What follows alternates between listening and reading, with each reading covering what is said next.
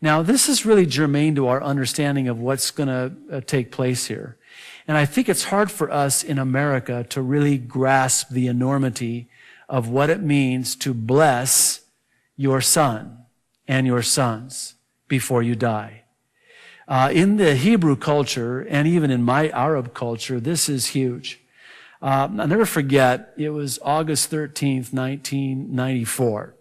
And I was on my way to all-church prayer. It was a Saturday night. And this was at my church on the mainland that I had attended and was a member and on the board of. And we were on their way there. My dad was in the hospital. He'd been complaining of some back pain, which, come to find out later, turned out to be heart pain and, chest pain and a heart attack. Well, I went in, visited him, and he was talking to me, kind of telling me things that didn't quite make sense to me, and he was talking like he knew he was going to die. Sometimes people, before they die, know they're going to die. And I don't know if that's God's way of maybe, ministering to them and in preparation for them. That I know my mom, a week before she died, which was 9 months later after my dad died in 1995, but she told me, she said, Habibi, which is my love in Arabic, I think I'm going to die. I think I'm going to die now. And a week later, she did die. But I'll never forget there, in that hospital room, I was kind of running late, needed to leave, needed to get to the prayer meeting. And my dad looked at me and made eye contact with me and said to me, "My son, may God bless you.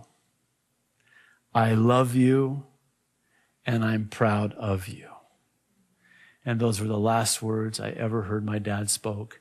He died of a massive heart attack that next morning at 4:00 a.m. unexpectedly.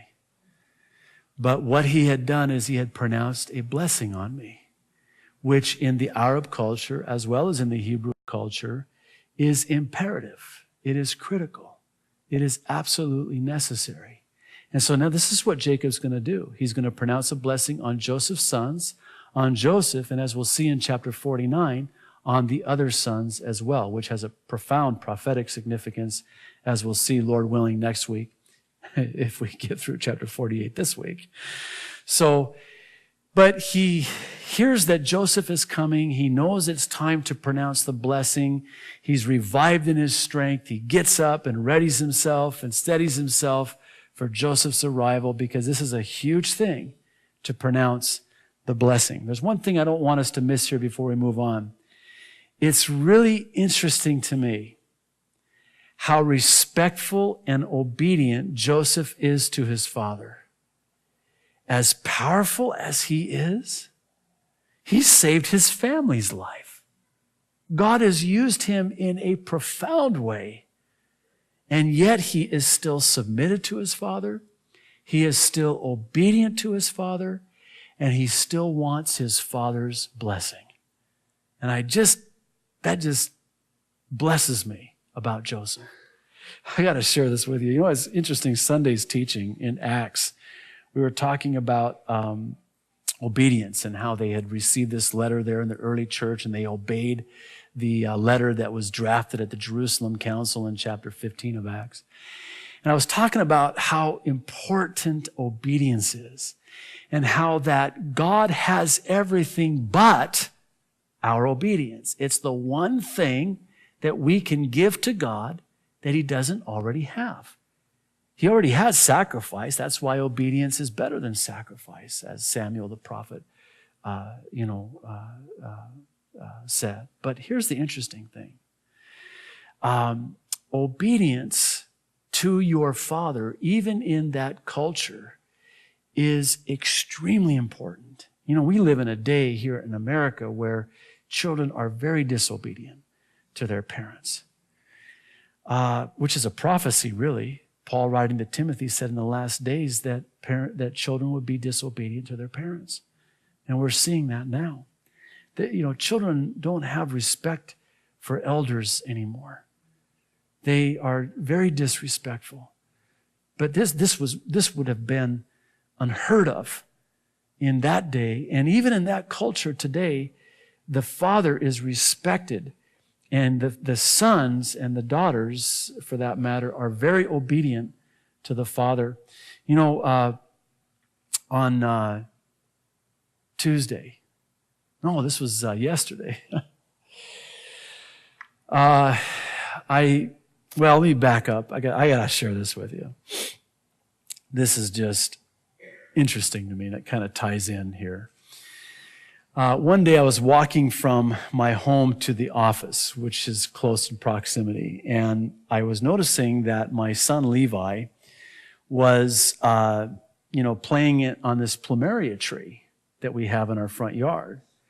And I told him, I said, Levi, do not jump from that rubbish can. What he was doing, this is what he was doing. I don't know if this is, I can't wait till they grow up. Some of you are saying, yes, you can. It doesn't get any easier. But he had turned this rubbish can upside down, and he was standing on it, a big rubbish can, tall as him. And he was jumping from the rubbish can, grabbing on to this limb of this plumeria tree. And I'm going, Levi, don't do that. Thanksgiving of last year, he fell out of that very same plumeria tree, and I had to rush him to Castle Medical Center to the emergency room because he split his head open, and they had to stick a staple in there. And so I'm walking to the office. This is a while back, and I'm saying, Levi, didn't you learn your lesson? He said, yes. I said, no, you didn't. Why are you jumping from the rubbish can to you're going to hurt yourself, and I'm going to have to rush you to the hospital. Don't do that. Obey me. He said, okay. Oh, no. Yesterday, he comes running up to me. Baba. He's holding his arm. Baba, I hurt myself. I said, how did you hurt yourself? I fell. He wouldn't tell me how or where. I said, well, where did you hurt yourself? He says, on my arm. And he's screaming. He goes and he gets the keys to our van, unlocks it, gets in the van and says, Baba, take me to the hospital. I think I broke my arm. Levi, how did you break your arm? His exact words, I disobeyed you. What did you do?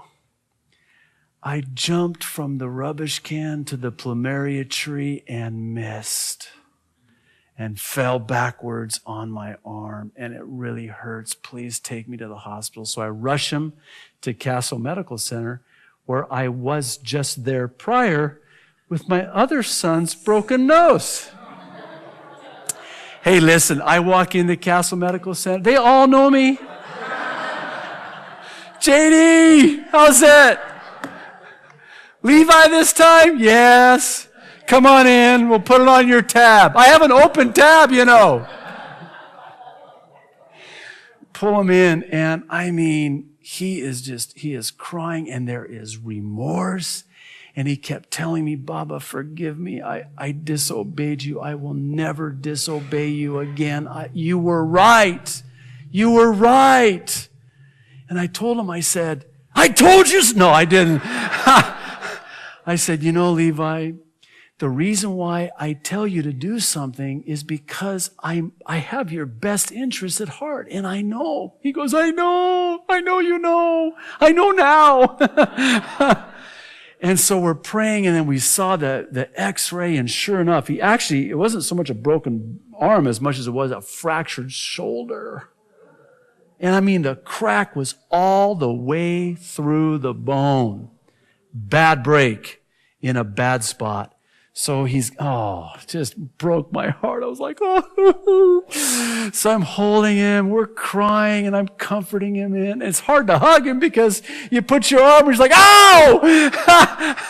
Oh, I forgot. Okay. Obedience to the Father. Obedience to the Father.